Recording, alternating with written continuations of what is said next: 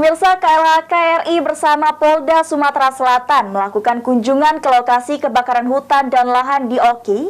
Dalam kunjungannya, KLHK menyebutkan bahwa sejauh ini tidak ada sumber baru titik api di Oki.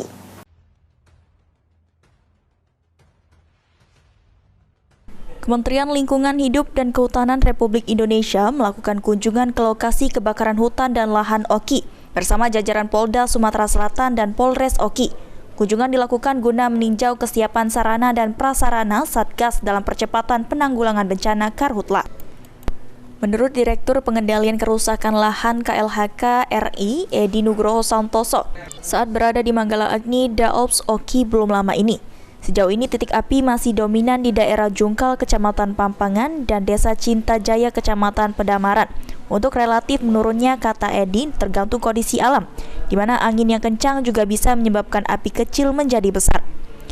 Kan memfungsikan koordinasi dengan untuk memanfaatkan berbagai sumber daya, karena di area kampus itu tidak mudah untuk dipadamkan. Jadi perlu peralatan, perlu tenaga, dan perlu air yang tentunya butuh sumber daya yang cukup untuk melakukan. Ini relatif menurun atau gimana Pak? Untuk sampai saat ini titik api di Oki? Sebetulnya ya ini kan tergantung dari sisi kondisi alam gitu ya. Artinya kalau angin cukup besar ya, api yang kecil juga akan membesar gitu. Tidak ada sumber baru gitu ya, sehingga api yang sekarang itu memang bisa benar-benar dipadamkan. KLHK berharap tidak ada lagi sumber api baru, sehingga pemadaman bisa difokuskan ke titik hotspot dan fire spot yang masih tersisa.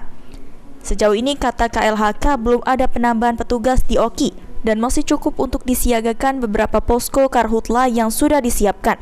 Seperti untuk di wilayah Jungkal, tim gabungan masih disiagakan sebanyak 60 personil. Novan Wijaya, PAL TV.